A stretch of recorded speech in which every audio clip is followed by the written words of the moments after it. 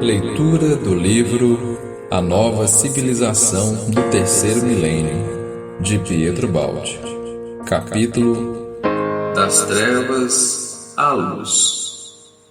Observamos os erros de nosso velho mundo para superá-los no mundo mais adiantado que devemos construir. O ciclo não é novidade e recorda aquele com que se encerrou a vida do Império Romano. Aqui não dizemos coisa alguma ainda não escrita pela lei, na história e na vida. Acontece apenas que nem sempre a liam, mas nós lemos. Só isso, para dar uma contribuição construtiva à civilização em nossa hora decisiva, tornava-se necessário mostrar o funcionamento da lei. A palavra, em verdade, morreu, tanto nos habituamos a fazê-la e ouvi-la soar falso e a considerar como inúteis os ideais. Porém, a leitura do pensamento da lei, aqui feita, não é apenas palavras. Nesta explanação se garante a ação da lei maturadora, do íntimo dos fenômenos que estamos descrevendo. Na realidade da vida, atrás do pensamento que estamos lendo, se situa a força operatriz e meio de comando. Essa palavra está, pois, carregada de fatos, adere ao dinamismo atuante por ela expresso. Não é hipótese ou criação pessoal de um homem, mas derivante da realidade que vivemos e está amadurecendo. Aqui se fala, pois, de conceitos vivos, de conceitos força, impelidos para a sua realização. Não se trata de exposição de luxo, de vitrina de conceitos com ideias em exposição, mas de uma corrente de pensamento cósmico expressa em modo de desenvolvimento racional. Embora muito triste, a visão dos erros e dores humanos não pode diminuir a alegria imensa da leitura do livro da lei, que, apesar de tamanha imperfeição humana, é o livro das perfeições. Enquanto penetramos, pouco a pouco, na profunda realidade das coisas, cada vez mais aparece a ordem divina e a alma se extasia ao contemplar as harmonias da criação. Enquanto subimos, invade-nos o senso de libertação, confiança, repouso em Deus, adesão à sua vontade, sintonia com o todo, fusão em organismo imenso de poder e beleza supremos. Quanto mais a observamos, tanto mais perfeita nos parece a lei. Começamos a afastar-nos lentamente do mundo do involuído e a subir cada vez mais em direção à do evoluído. Na atual fase de transição, defronta-se o tipo biológico do passado e do futuro.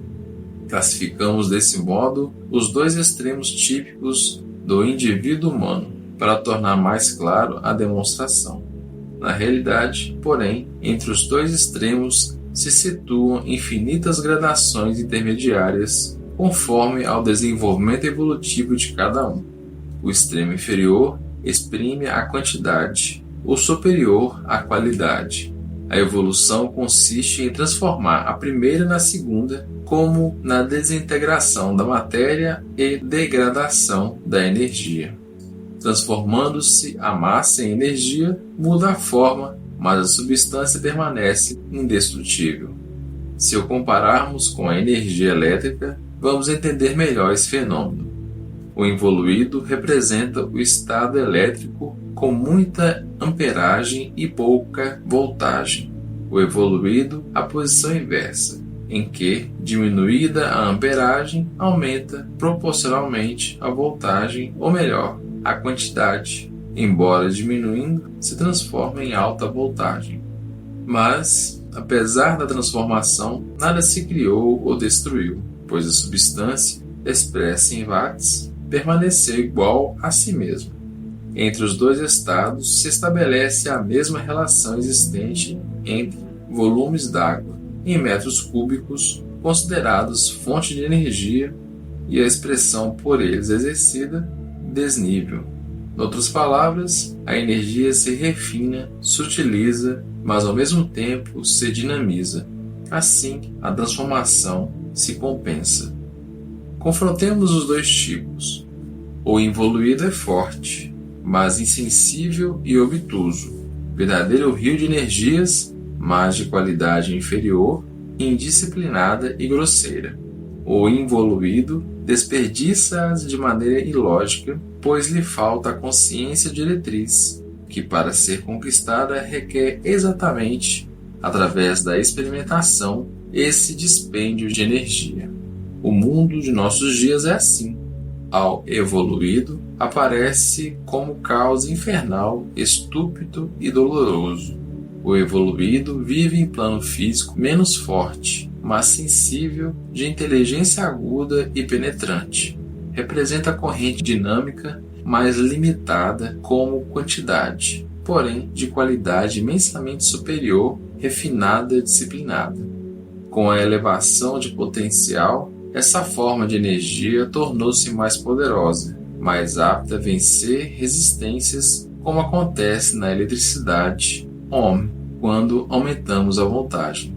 Se a corrente dinâmica é de quantidade mais limitada, suas qualidades de maior potência e a ordem e a disciplina com que a manipulam, o modo mais consciente como a empregam, dão-lhe muito maior rendimento. A transformação da quantidade em qualidade, embora a massa se torne mais sutil, traduz-se em maior poder de penetração. A sabedoria da consciência diretriz já conquistada significa a poupança de imensos desperdícios de energia impostos em experiências pelas tentativas e incertezas.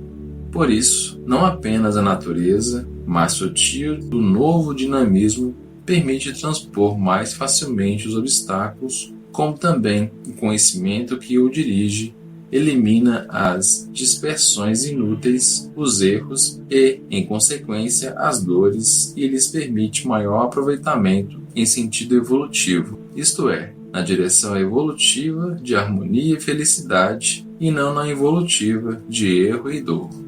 Nesse plano, atingiu-se o objetivo da luta do involuído, a conquista de consciência. Os atritos e os choques de seu modo de lutar foram superados e eliminados, são agora inúteis. Tudo se tornou orgânico, harmônico, lógico, consciente e sábio. Não apenas a massa se tornou potência, como também a utilização dessa potência é cada vez maior, quer dizer, consegue-se, em termos de felicidade, cada vez mais rendimento. Não só a matéria se tornou energia vibrante e o dinamismo conquistando mais forte capacidade de penetração, significa força mais ativa e por isso mais potente, como também se firmou a arte, antes ignorada, de saber usar tudo isso com inteligência, o que dá a todos os atos, inclusive aos mínimos, valor e resultado muito maiores. No desenvolvimento do universal fenômeno evolutivo, de uma a outra das três formas sucessivas, matéria, energia e espírito, a transformação biológica que o homem experimenta corresponde à transição da fase energia à fase espírito. Isso caracteriza o novo tipo biológico e a nova civilização. Se, coletivamente, com a organicidade, caminhamos para a atuação da ordem da lei, individualmente marchamos em direção à espiritualidade. Se a força caracteriza um involuído, a inteligência revela o evoluído. Isso os distingue e constitui a pedra de toque para determinar o grau evolutivo do homem. Basta observar como este, individual e coletivamente, se conduz, faz a guerra e vive durante a paz. Desencadeia as revoluções e supera as crises, como trabalha, pensa, comanda, obedece, para ficarmos em condições de classificá-lo criteriosamente. Não interessa a posição social, mas a qualidade íntima, nem o bom êxito, mas o método e o comportamento, nem a boa ou má fortuna, mas a raça. Muitas vezes, os ciclos históricos têm ritmo fatal. Interessa, isso sim, o valor do passo com que marchamos no tempo, o modo especial de cada homem ou nação escrever a própria história decide. Impõe-se o valor intrínseco da personalidade através da qual esse modo especial transparece. O diferente modo de agir o revela e o distingue. No evoluído, a força trabalhou tanto que se transformou em inteligência. Sua primeira qualidade. Trata-se de sensibilização geral, de que também derivam sabedoria e bondade, equilíbrio e harmonia e, por isso, poder. O homem funciona em um universo maravilhosamente organizado e não o nota. Move-se em oceano de forças inteligentes e não o percebe. Vive em meio de belezas imensas e não os vê. O homem moderno não passa de cego e bárbaro. A sensibilização lhe rasgará horizontes insuspeitados, torná-lo-á senhor de tantas forças sutis que hoje lhe fogem. O imponderável, hoje apenas intuído, é ao mesmo tempo mina e abismo. Amanhã se tornará ponderável. São inesgotáveis os recursos da criação.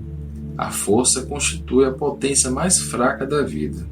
Quem dela se socorre não sabe quão explosivo é o pensamento, que poder tem a disciplina na organicidade.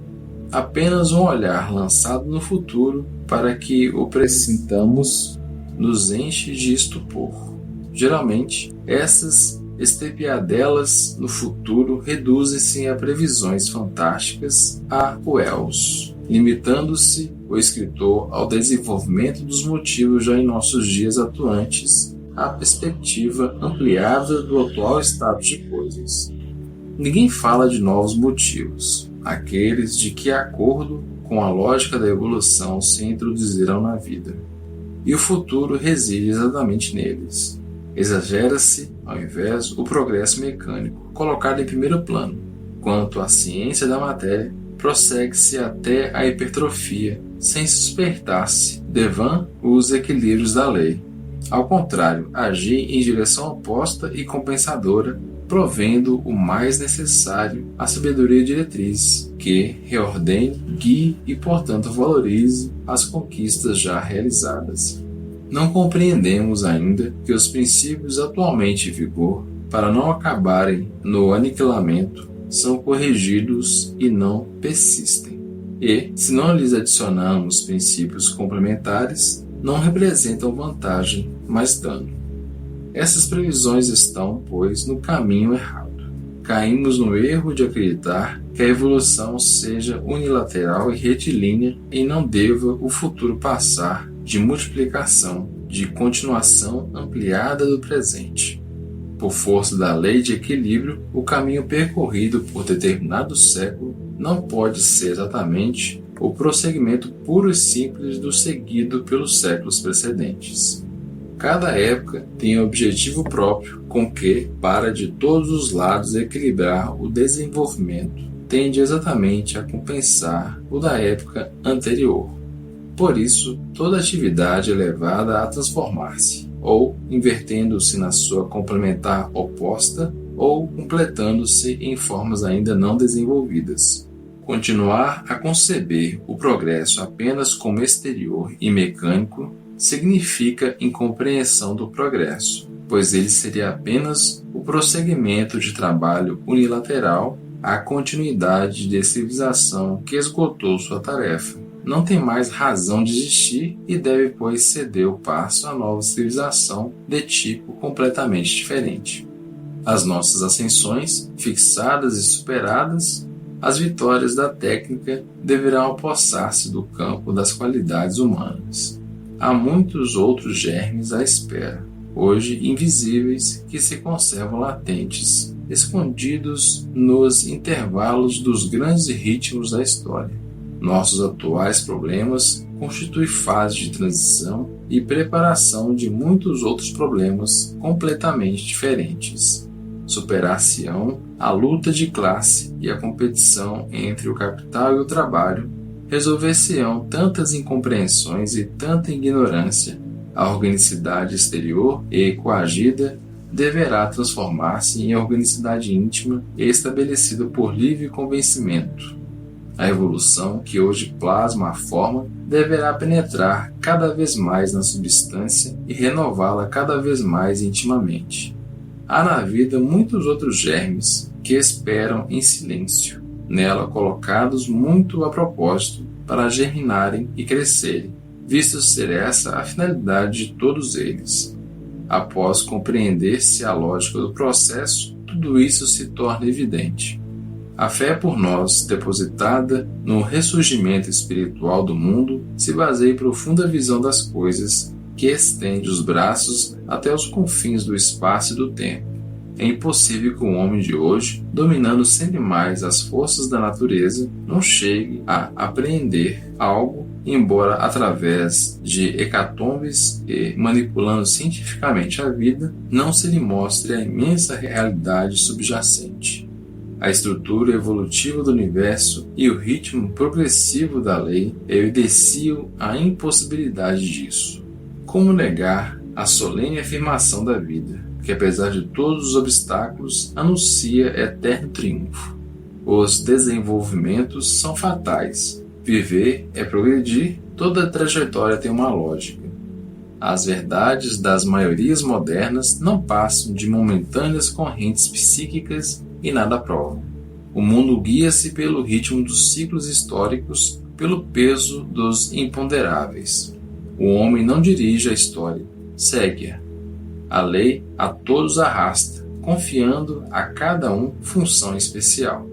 Na organicidade do sistema diretor existe sabedoria que deseja o progresso e nos salva, malgrado nosso. Os grandes homens, detentores do poder, expoentes da história, desaparecem. Mudamos nomes das coisas e as atitudes populares. E, em direção aos objetivos propostos pela vida, a sabedoria prossegue no seu caminho, independente e imperturbável, sob muitas formas diferentes. A mesma verdade continua a desenvolver-se, atuando sob as aparências mais opostas da verdade, mas superficiais e momentâneas. A visão das grandes coisas de Deus escapa a quem olha de muito perto as pequenas coisas humanas.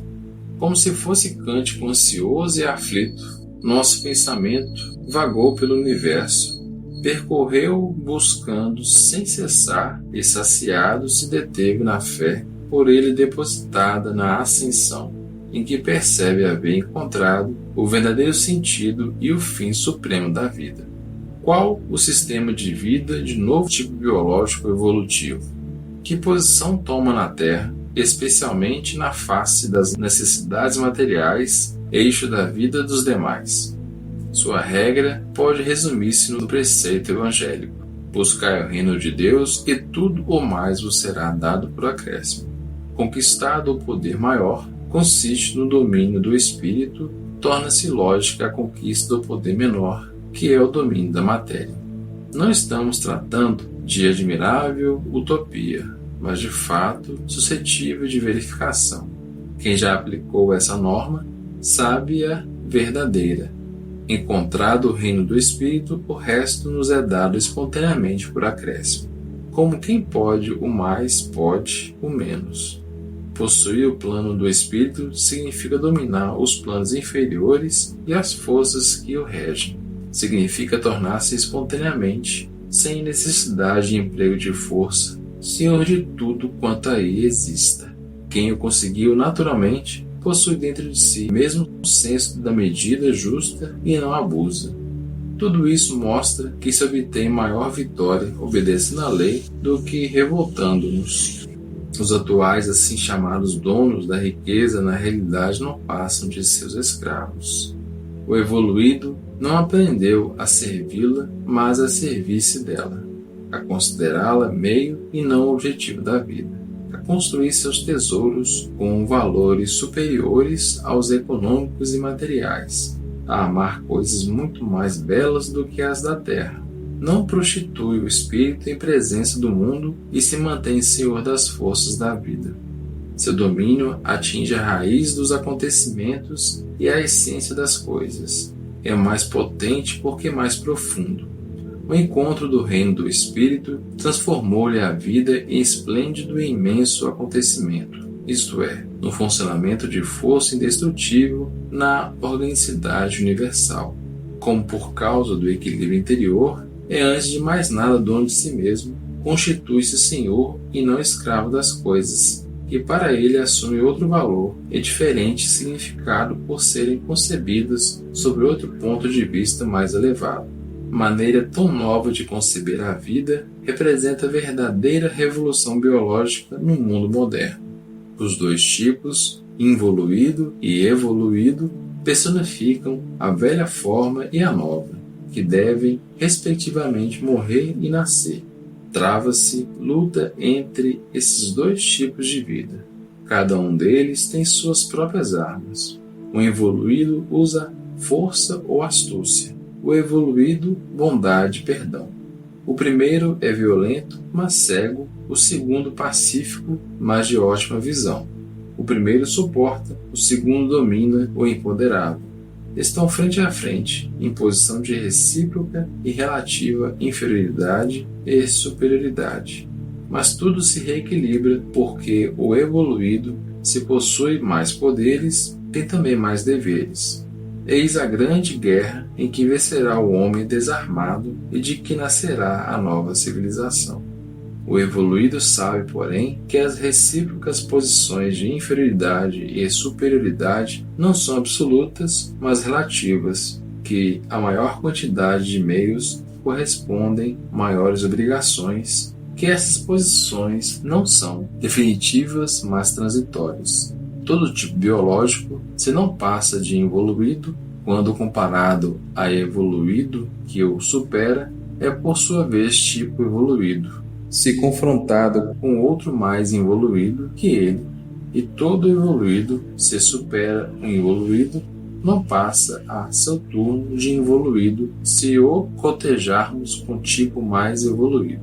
Cada um, seja qual for o nível em que se encontre, sempre tem superior e inferior.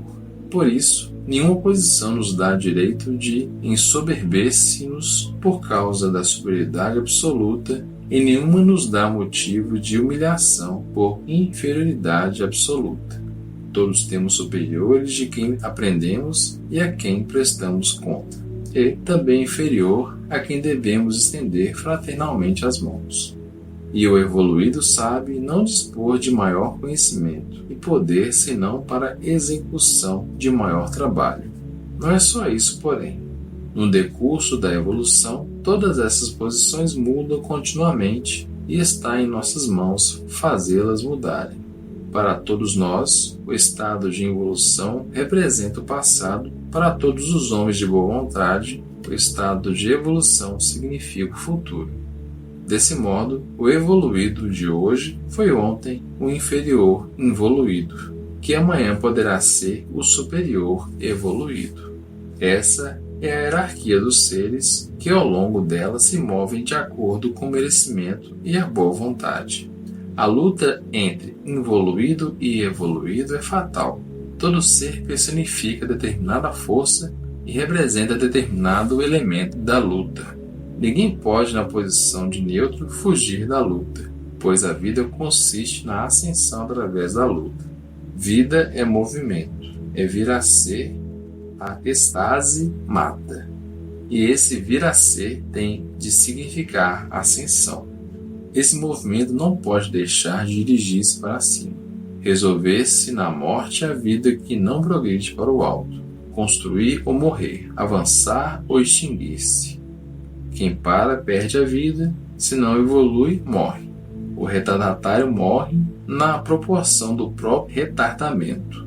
Quem chega tarde se arruína, quem se recusa se destrói. Progredir cansa muito. Todo aquele, porém, que retrocede caminha em direção do inferno. Enquanto isso, quem progride caminha rumo ao paraíso. A lei nos comprime de todos os lados para que nos decidamos ao trabalho fatigante de avançar em direção ao paraíso e tudo retorne ao ser de Deus de que se afastara. A vida não tem e não pode ter outro significado.